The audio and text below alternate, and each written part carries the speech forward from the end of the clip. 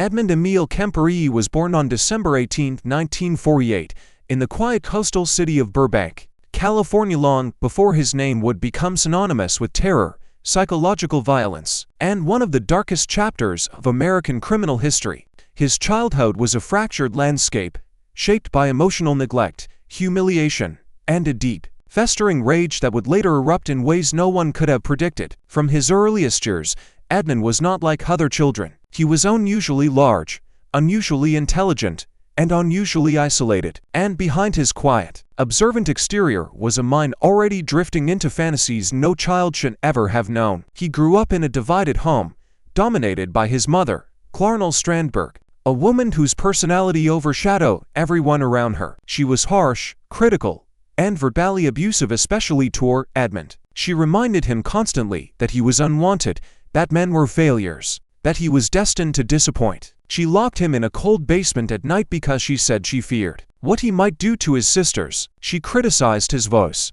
his height, his interactions with girls. Every day, she reminded him that no woman would ever want someone like him. And every day, her words carved deep wounds inside him. His father, Edmund Kemper Jr., was a wee veteran who found Clarnell's cruelty unbearable. He eventually abandoned the family, leaving young Edmund without the anchor he desperately needed. Years later, his father would say that living with Clarnell was worse than 3 years on the front lines. When his father left, something inside Edmund fractured permanently. He felt deserted, unprotected, powerless. And so, he found ways to reclaim a sense of control, disturbing ways. By age 10, Edmund was already engaging in behavior that alarmed those around him. He decapitated the family's cats, burying them, digging them up, cutting off their heads again. He fantasized about killing his mother, about killing his classmates, about holding power over life and death. He played games with his sisters where he staged mock executions and gas chambers. When he was just 14,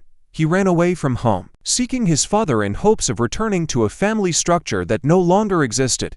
But instead of finding comfort, he ended up passed among relatives like an unwanted burden. His paternal grandparents offered to take him in. They lived on a remote ranch in North Fork, California, isolated, quiet, and surrounded by wilderness. But the isolation only amplified what was already growing inside him. His grandmother, Maud, was strict and often scolded him, reminding him of his mother. His grandfather, Edmund Sr., was a kind man but elderly and unable to protect him from the emotional storms brewing in the house. Edmund felt trapped, belittled, ignored, and increasingly enraged. On August 27, 1964, at just 15 years old, Edmund's anger finally erupted.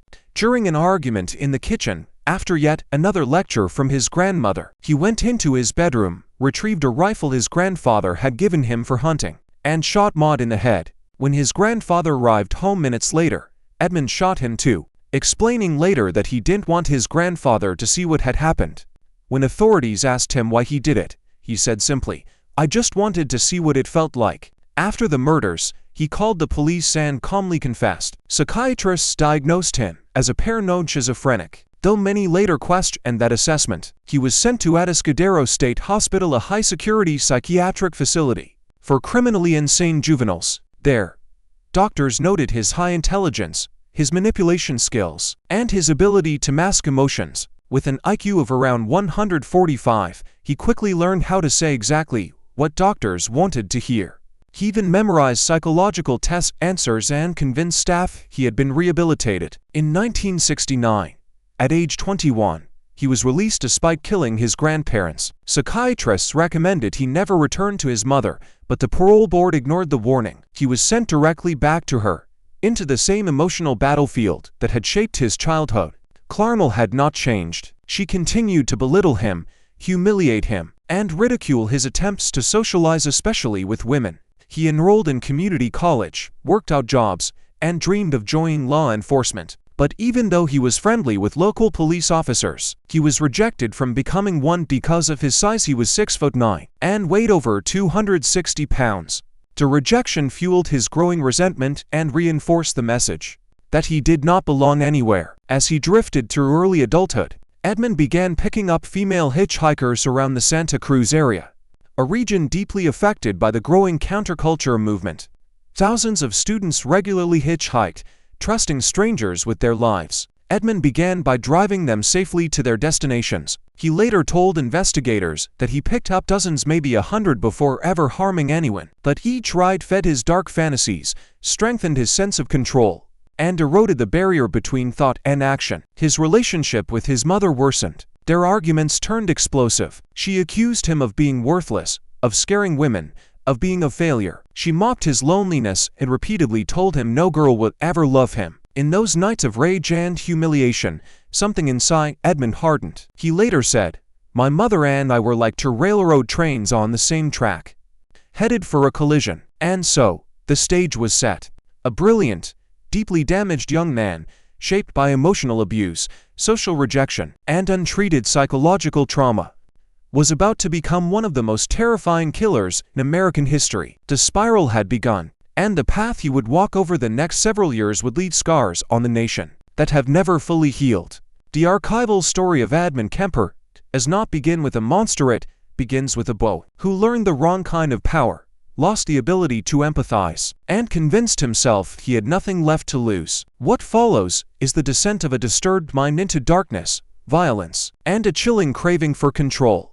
The years between 1972 and 1973 marked one of the darkest periods in California's history, and at the center of it was a man who moved silently among the public, friendly, polite, and seemingly harmless. Edmund Kemper had returned to the world after his confinement in Atascadero, but the world had no idea what he was becoming or what he was preparing to unleash. He blended into Santa Cruz society with ease, sharing beers with local police officers, listening to their stories, and sitting calmly among them while absorbing every detail of their cases. They joked with him, called him Big Ed, and saw him as a gentle giant. None of them suspected that he was already studying his future victims, rehearsing his methods, and imagining the violence he would soon carry out. At home, the situation with his mother grew increasingly tense. Clarnell continued her harsh criticisms, telling him he was a burden, mocking his attempts at dating, and reminding him that no woman could ever want someone like him. Their arguments became nightly rituals, loud, emotional, and venomous. The rage inside Edmund simmered. He began to fantasize more frequently. He drove for hours at night, circling the highways, rehearsing scenarios in his mind. He later said these drives were his way of working up the courage to cross the line from fantasy to action. The opportunity came on January 30th, 1972. Two Fresno State College students, Marian Pess and Anita Lucchesa, were hitchhiking near Berkeley. The practice was common at the time, and girls trusted strangers far more than they would in later decades. Edmund saw them by the roadside. He had already picked up dozens of hitchhikers without harming them, almost as if testing himself. But on that day, something changed. He stopped, opened the door, smiled, and offered them a ride. The girls accepted, unaware that they had just climbed into the car of a man who had been waiting for this moment for years. As he drove, Edmund veered off the usual route. He later said he felt detached, almost numb, as if watching himself from outside his own body. His mind entered a state of cold clarity. He parked in a secluded area and acted quickly, overpowering Marianne first, then Anita. After the killings, he wrapped the bodies and drove them to a remote area in the mountains. There, he carried out actions that would horrify investigators later. When he finished, he returned home and hid evidence in the trunk while chatting casually with his mother, as if nothing had happened. She never suspected a thing, not even when she saw her son washing out his car late at night, under the porch light.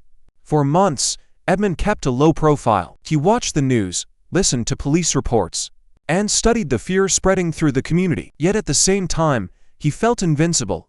The lack of leads gave him confidence. He believed he was smarter than everyone around him. He believed he could continue without being caught. On September 14, 1972, he encountered his third victim, a 15-year-old dance student named Aiko Ku. She was hitchhiking after missing her bus.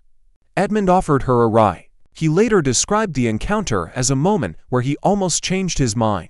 Aiko was young, nervous, and polite. She reminded him of his sisters, but the compulsion had grown stronger than his hesitation. Once again, he isolated his victim, overpowered her, and took her life. Afterward, he drove around for hours, trying to calm himself before returning home. This pattern, seemingly normal behavior immediately after carrying out unimaginable acts, became a hallmark of his crimes.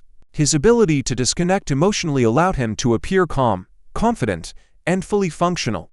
Even police officers who spoke with him during this time noticed nothing unusual. He remained Big Ed, the polite friend who bought drinks, joked easily, and listened attentively to their frustrations about the case. All the while, he knew the details they were missing. By early 1973, Edmund's relationship with his mother had deteriorated even further. Clarnell's verbal attacks intensified. She accused him of being a failure, of being incapable of forming relationships, of wasting his life. She mocked him in front of her colleagues, repeating the same lines she used when he was a boy. Edmund internalized the humiliation. He described those months as feeling like a storm building with no release. On January 7, 1973, Edmund picked up two more hitchhiking students, Cynthia Sidney Shaw. He later recalled that he felt no hesitation that day, not even the slightest inner resistance. The pattern repeated. He offered a friendly ride, gained their trust, and attacked in a secluded location. Afterward, he disposed of her remains in a manner that would deeply shock investigators. He kept parts hidden in his mother's house while she slept, unaware of the horror just rooms away.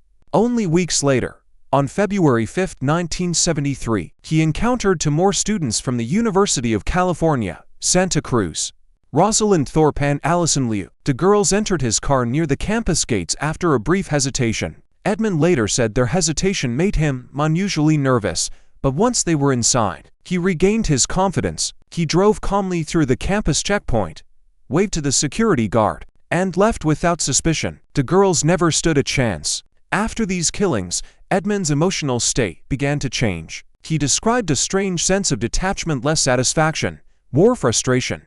The violence no longer released the rage he felt. The compulsion was losing its effect. The fantasy was no longer enough. He saw no end to the cycle unless he confronted the source of his hatred. His mother. His relationship with Clarnell had become explosive. She taunted him about his failed attempts to meet women. She accused him of being a creep, told him he was wasting his life, mocked him for being unable to maintain relationships, and belittled his job.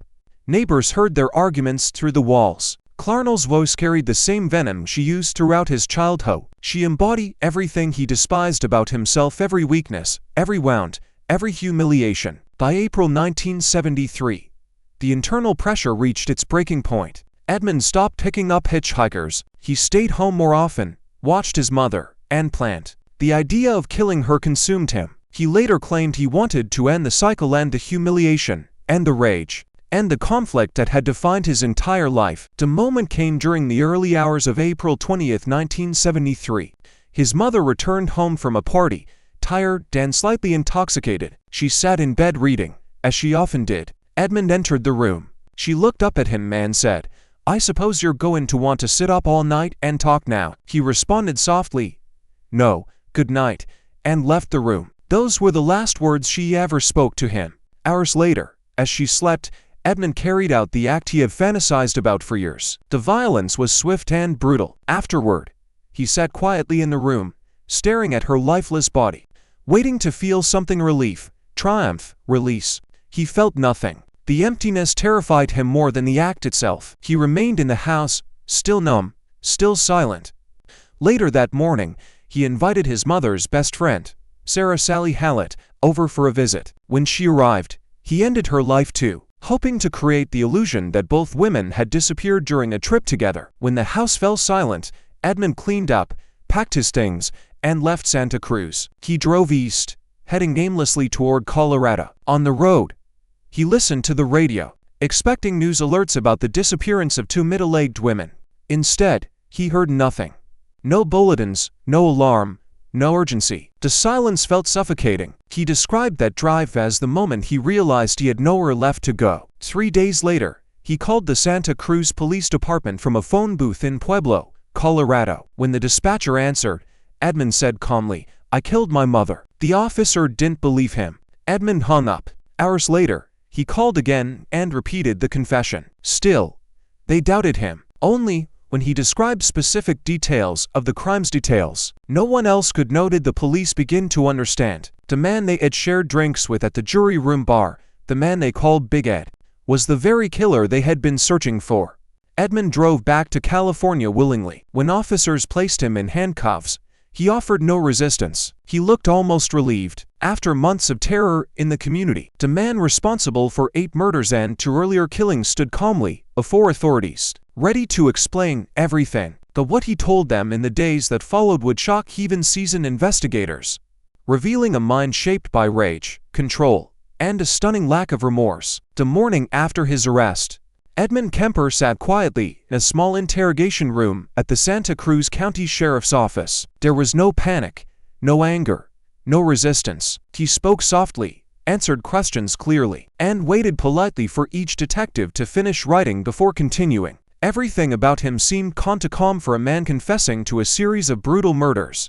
Detectives would later say that interviewing him felt less like questioning a criminal, and more like speaking with an exhausted man relieved that the weight of his secrets had finally been lifted. When investigators asked him why he turned himself in, Edmund replied, the original purpose was gone. For years, he had used violence as a release, a twisted reaction to the emotional abuse he had suffered. But after killing his mother, the central figure in his resentment, he felt an emptiness he could not explain. The compulsion that drove him no longer satisfied him. Instead, he felt adrift.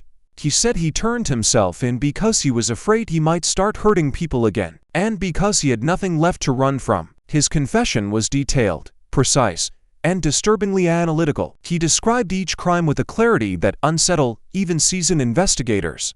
He remembered the routes he drove, the exact words his victims had spoken, and the decisions he made in each moment. He explained how he chose victims, how he gained their trust, how he manipulated them, and what he did afterward.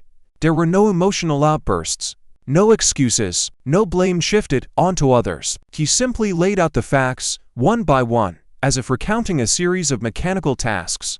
Detectives found themselves in a surreal situation. The man they had been chasing for months was suddenly giving them everything, offering an inside look into the mind of a killer in a way few criminals ever had. He spoke openly about his fixation on control, his fantasies, and the rage he felt toward his mother. He described her as the original source of his anger, explaining how her verbal abuse shaped his worldview and fueled his resentment toward women. When asked if he felt remorse, he paused for a moment before saying that he felt sorrow for his victims, but more in a conceptual sense than an emotional one. He admitted that he did not experience empathy in the same way others did. He said his emotions felt muted, distant, almost unreachable, and yet, he insisted that he turned himself in partly because he feared what he might do if he continued. Psychiatrists evaluated him extensively in the weeks following his arrest. They found no evidence of psychosis. Instead, they described him as highly intelligent, articulate, and capable of regulating his emotions when necessary. His IQ tested around 145, placing him in the range of gifted individuals. Doctors concluded he knew right from wrong and understood the consequences of his actions. He was legally sane. During his trial, which began in October 1973, Edmund was surprisingly cooperative. He listened attentively to the proceedings, occasionally whispering clarifications to his lawyer. His demeanor remained consistent, calm, respectful, almost polite. The prosecution presented evidence from each crime scene, as well as testimony from detectives, psychiatrists, and surviving family members of the victims. The details were graphic, but Edmund did not react. He sat quietly as his crimes were read aloud, acknowledging each fact with a small nod. His attorney attempted to argue that he was insane at the time of the killings, citing his traumatic childhood, his earlier diagnosis, and his severe emotional disturbances. But Edmund himself undermined that defense by admitting he planned many of the crimes carefully, understood their illegality, and took deliberate steps to avoid detection. He told the court that he had learned how to mimic normal behavior and hide his intentions from others. His intelligence, he explained, allowed him to appear harmless while living a double life. The jury needed less than a day to reach a verdict. On November 8, 1973, Edmund Emil Kemper III was found guilty on 8 counts of first-degree murder. Because the death penalty had been temporarily suspended in California at the time, he received the maximum sentence available, life imprisonment without the possibility of parole. He was sent to the California Medical Facility in Vacaville, a prison known for housing inmates with severe physical and psychological conditions. There, he began to adapt to life behind bars with the same quiet compliance he had shown throughout his adult life. Guards described him as cooperative, respectful, and well-behaved. Unlike many violent offenders, he caused no disruptions and showed no aggression toward staff or other inmates. Over the years, Edmund became a model prisoner. He worked in the prison, infirmary and later in the library, cataloging books and assisting staff. He also participated in a well-known program that produced audiobooks for the blind. For decades, he recorded hundreds of hours of narration, including textbooks and novels. His deep, articulate voice made him an effective reader, and he took pride in the work. However, when the public learned that a serial killer was narrating books for the blind, the backlash was severe. The program eventually stopped allowing him to participate. Inside prison, Edmund developed a reputation as someone who was calm, predictable, and surprisingly introspective. He spoke openly with psychiatrists, criminologists, and even students studying criminal psychology. He became the subject of books, documentaries, and interviews, often providing insight into the psychology of serial killers. He expressed regret not in the emotional sense, but in the form of acknowledging the suffering he caused. In interviews, he often returned to the theme of control. He explained how the killings were never about lust, or thrill, or power in the way people assumed. For him, they were about reclaiming something that had been taken from him emotionally. Killing his mother, he claimed, was the closure he had been seeking. After that, he felt he had no future, no direction, no identity outside of prison walls. He said prison was the only safe place for him, both for himself and for others. As the decades passed, Edmund aged quietly within the facility. His health declined. He suffered a stroke in 1997, which left him with limited mobility. He later developed diabetes, hypertension, and heart issues. He spent the majority of his later years in a medical wing, largely confined to a wheelchair. His once imposing frame weakened, his voice softened, and he rarely spoke with the media after the early 2000s. Despite his exemplary behavior, he has never been considered for parole. Even if he were, he has repeatedly stated that he does not want to be released. He said he would pose a danger to society and could not trust himself outside the controlled structure of prison life. Today, Edmund Emil Kemper III remains incarcerated at the California Medical Facility in Vacaville. He is in his 70s, physically frail, and largely withdrawn from public visibility. Most of his time is spent in his cell or receiving medical care. He has outlived many of the detectives who arrested him, and many of the psychiatrists who studied him. His legacy remains one of the most disturbing chapters in American criminal history. Criminologists still discuss him as a rare anomaly, a killer who combined high intelligence, emotional detachment, and an ability to mask his intentions with remarkable skill. His crimes altered the way investigators approach serial murder cases. His interviews became essential teaching material for behavioral profilers. And yet, at the core of his story lies something painfully human. A damaged child shaped by neglect and abuse, who grew into a man consumed by rage and desperation. His actions will forever overshadow any attempt to understand him, but his life serves as a reminder of how complex, dangerous, and unpredictable the human mind can be. In the end, Edmund Kemper's fate is exactly where he believes he belongs, behind the walls of a prison, living out his remaining days in silence, far from the world he once terrorized.